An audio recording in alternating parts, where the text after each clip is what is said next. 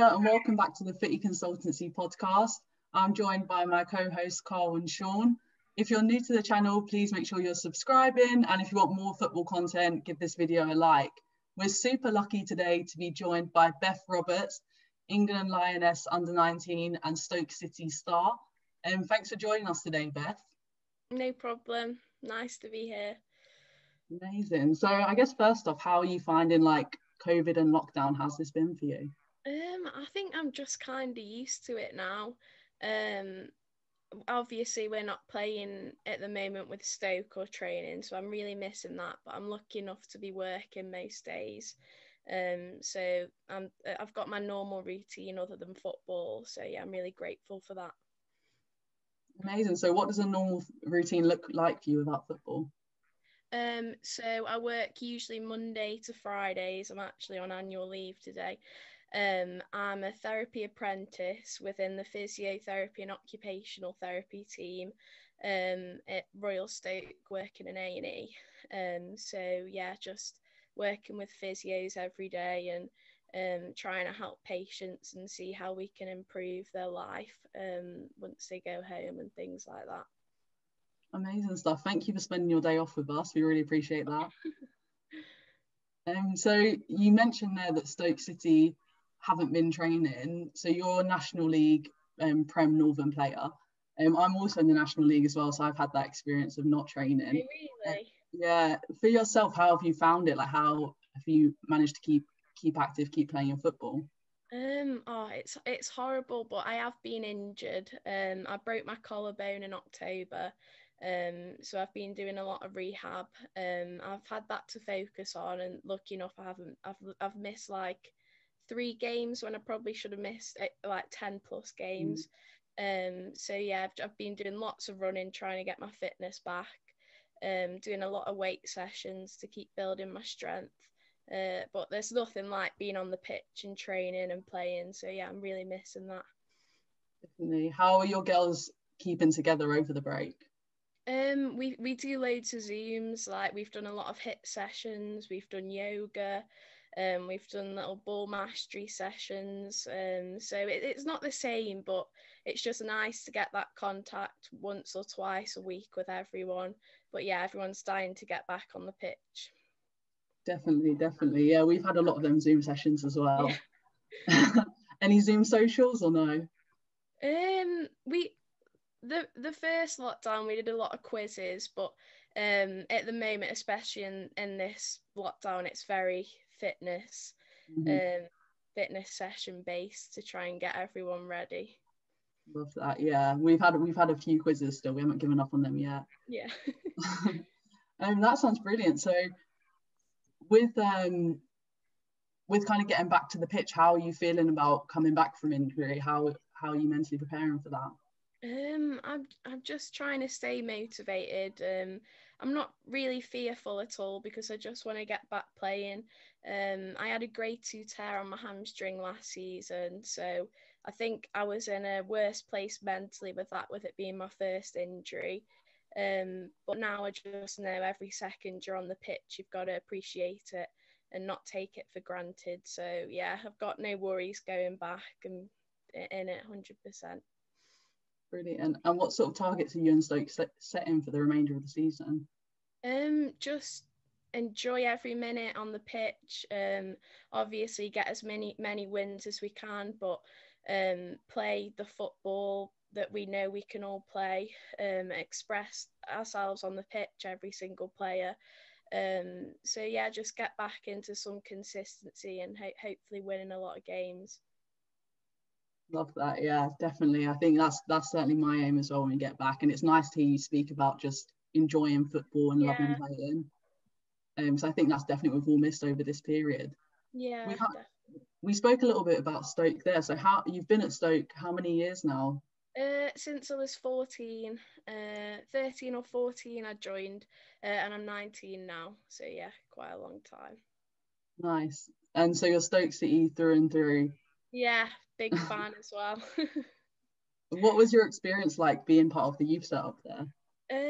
I absolutely loved it. I mean, prior to joining, I trialled for Stoke when I was 9 and I didn't get in. So I went away a few years, played at grassroots level, really worked hard and trialled again when I knew I was ready enough to get in.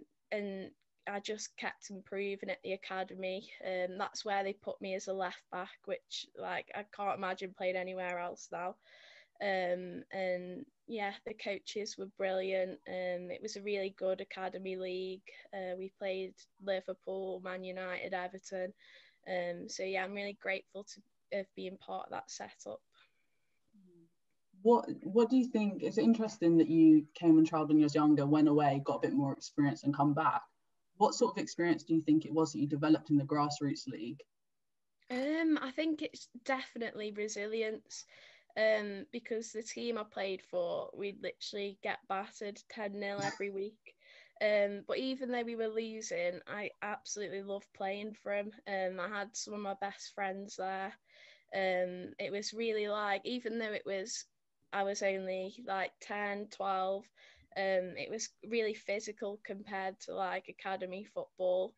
And there would be some big challenges even at that age. So it definitely improved my mentality, and I think that's when I started to believe in myself and my ability. That's brilliant to hear. That kind of leads us on nicely to a question we like to ask our guests when they come in. What is it you think that is we talk about an it factor, so he or she has the it factor and that's what they're looking for in a player. What do you feel that your it factor is? I think it's my hard work and commitment. Because wherever I'm at, wherever I'm playing, I'll always be committed. And I'm always committed to be the best version of myself on and off the pitch. And I'm always motivated to keep going and training on days off, and like going that extra mile. So I think you've definitely got to have like a bit of raw talent and ability, but I think hard work, motivation, commitment, like without that you're not going to really get anywhere. So yeah, I think that's definitely what is the main thing about me. Excellent. And Carl, you used to coach Beth. Is that something you spotted at a young age? I think when she came away with us for England colleges, she actually got player of the tournament. And one of the things that myself, Natalie and Keith used to talk about was just the relentlessness of when she plays. It's non-stop from the first minute to the last minute. She'll fly into every challenge. She's driving up the pitch. She'll support the player going forward. The hard work and application second to none. And that's not just on the pitch, like Beth off the pitch as well. She's brilliant. She's engaging. She'd be good in team meetings. She'd always be around the team when they were socialising. So that's definitely one thing that stood out. And she's got a wonderful left foot.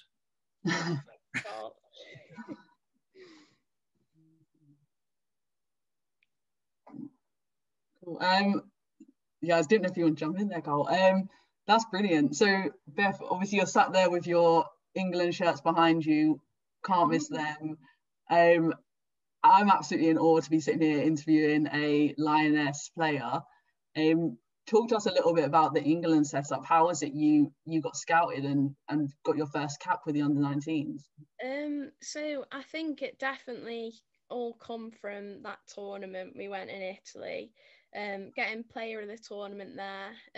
I think Stoke tweeted about it so much. And I know that at England Women, they do monitor social media a lot to see how players are doing. So I think joining England colleges was one of the best things I've done for my career. Because yeah, it definitely got my name out there. But when I got called up, I think it was like July 2018, around there, I just like had no idea. Like apparently they'd been watching me for a year, coming to games and different things, and it's just amazing. I like my coaches knew that they were there, but I didn't know they were there. And I'm glad in a way, because I think it is a lot of pressure if you know like an England scout's watching you. So yeah, and then since the day I got called up and then all the camps have been on, it's just been such a surreal experience, and yeah, one that I've never taken, never will take for granted. So the England scouts will come into National League games with Stoke watching you? Yeah. That's brilliant to hear. So do you think, I'm sure as a player you've had offers to kind of play at higher levels, with playing in the National League, what sort of exposure do you feel that gave you as a player? I think out of all the women's football, I think that is one of the most physical leagues.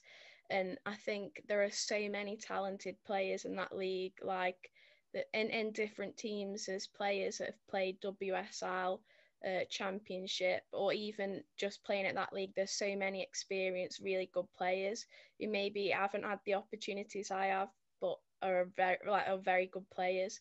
And I think it definitely helped me, as some of the girls had only mostly played academy football for the bigger teams for their career up to this point. So playing a lot of women's football, I definitely got the exposure, and it really helped with the physical side of improving my game. I was just interested on your perspective from being a National League player and competing at the international standard. How do you feel like stoppages within the National League could impact your ability or other players within that league who are at that international level to compete? Like, have you felt that effect, or is that something that concerns you? As in with COVID stopping us playing at the moment. I think it is definitely a massive factor within the progression of every single player who can't play at the minute. COVID did stop our Euros, and we qualified for the Euros, and then as we're not playing, the scouts aren't coming to watch any players in our league. So yeah, I think it's going to have a big effect over the next couple of years. But I just hope with this happening that they'll be able to send even more scouts to watch a lot more teams in our league, because I definitely think there are so many really good players that maybe aren't picked up and spotted. So hopefully that happens. Brilliant. It's so inspiring to hear about your story as a player, staying within the National League system, speaking so positively about it, and really getting the rewards of being able to progress and represent your country. So that's just a lovely story for me as a player to hear. Sean and Carl, I don't know if there's anything you want to... Yeah, one thing that I wanted to talk a little bit about is, obviously you're a massive Stoke City fan. And one thing that's completely evident looking on social media is that the men's side of the club are extremely supportive of the women's side of the club. And just a little bit of insight, how it felt when you are told you're going to be part of the kit launch and you saw your face plastered all over the stadium. Yeah, it was just so surreal and crazy. Because I worked at the Stoke shop for a few years, and now like my face is massive on the side of the shop, and then it's in the shop at this shopping centre as well. And yeah, I can't thank the Stoke as a club enough for how much they're promoting and engaging with the women's team, because I know 10 years ago it wasn't like this at all. So yeah, everyone at the women's, the staff are working really hard to make that happen. And yeah, I just can't believe I was part of kit launch. That's something I'll never forget. And I think, did you get presented the England top on the pitch as well at a match day? Yeah, that was all organised by Stoke Community Trust as well. And yeah, I remember the players were warming up behind me as I was getting it, and it's just things like that I'll never forget, and I was just so proud. And my mum and my dad and my stepdad were in the crowd watching as well. So yeah, that was pretty amazing. I think everybody associated with you was proud. You know, it was an amazing achievement, and I think something you'll remember for the rest of your life. Yeah, definitely. So I take it you watch as many of the Stoke City games as possible. Yeah, I went quite a lot of games last season when fans were allowed to go. Yeah. A lot of Saturday games I was working. But if I was working at the shop at the stadium, I'd get a free ticket and be able to go and watch. I went most midweek games when we weren't training. I just love the atmosphere. Like you've got to come and watch a Stoke game, because the atmosphere when all the fans are there is just like nothing else. It's so good. And how do you think Stoke have done this season? It's been up and down. I think since we've got Michael O'Neill, we've definitely improved. But he's got a tough job in his hands, and he's not going to work magic overnight and getting us winning every game. But considering we were bottom of the Championship last season for a period of time, he's done an incredible job. And I think the players are playing for him now. So yeah, hopefully we're back in that Premier League in the next couple of seasons. And there's another question I want to ask you and just get the insight of a defender. I don't know if you're aware, but FIFA are currently in discussions of potentially changing what the offside rule is going to look like next season.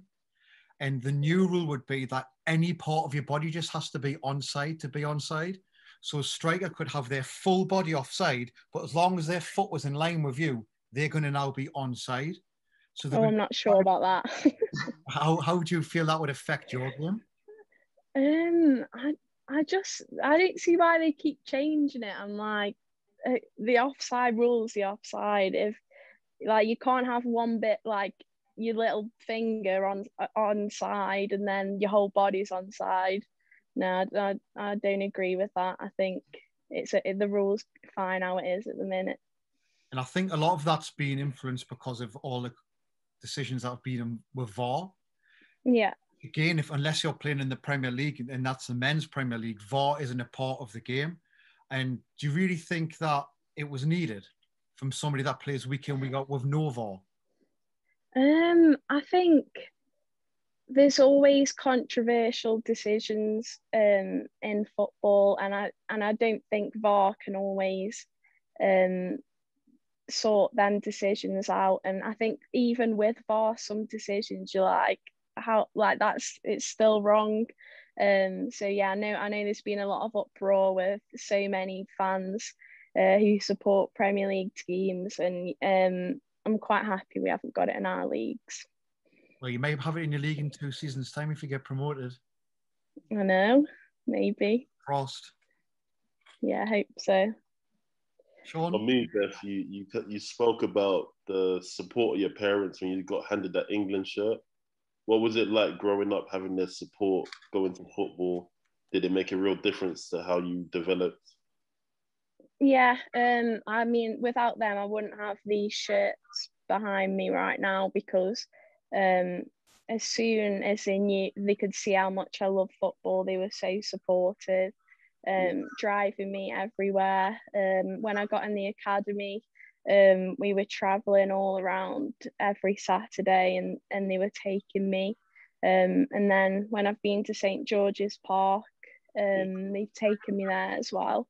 But they've never put too much pressure on me. They've just, if I need to talk to them, they're there for me about football. But yeah, my dad, if I've had a bad game, my dad will tell me about it and go through it quite a lot. But he's got good intentions, and he just wants me to do the best I can. And while growing up, I mean, what players inspired you in your position and continue to inspire you today? I think a massive one for me in the women's game is Lucy Bronze. I've watched her for a very long time now, and her athleticism is incredible. She's so powerful. I think every attribute she has really supports her game, and she's just a brilliant attacking right back. And defensively, she's really good as well. And then Stoke player Andy Wilkinson, he's retired now, but I remember watching him when I used to watch Stoke. And he's not the most technically gifted player like me, but he'd give 110% every single game, and he'd get stuck in. And yeah, I absolutely love that about him. Okay. Off the topic, Ricardo Fuller or Peter Crouch? Oh, that's so hard, that is. I'd have to go Ricardo Fuller. That's a really hard question, but yeah, he's got a special place in my heart. Some of the goals he's scored, he's done a lot for the community as well. Like, you see him round a lot. I think he's played at Hanley Town a bit as well, but yeah, he's a great guy and a great player. Well, this will be a tough one then. Rory Delap or Ricardo Fuller? I'm still gonna go Ricardo Fuller. I know Rory Delap's got them amazing throw-ins, but yeah, love Fuller. Great player, great striker. Have you got a decent throw-in on you? Oh, you know what? I actually haven't. I'm a bit of a letdown with throw-ins. I wish I could launch it, but yeah, do some more of them weights, and hopefully I'll be throwing it a bit further next season. And in terms of like the future, you know, what steps you feel you need to take to get into the full England squad? Well, I think in all seriousness, I do need to be playing at a higher level to get considered for the seniors, but I do hope I can be playing at a high level with Stoke. And I do believe in the next couple of seasons we've got the personnel to get promoted, and we've been growing every season. So yeah, I really hope that happens, and I can see it happen. But yeah, throughout my career, I'd definitely like to play at a higher level. I mean, you mentioned the injuries you've had as well. Yeah. Do you feel like being a physiotherapist has given you an advantage in your recovery strategy? Yeah, I think it's just made me realise how much rest and recovery is just as important as training and rehab and working hard. And yeah, I do try and pick up little tips to help myself as well. Yeah. Brilliant. Well, it's great to have so much insight from you, and we truly hope that you do go on to achieve what you want to achieve in the game. Is there any other things that you want to raise our awareness to in the game that can help others?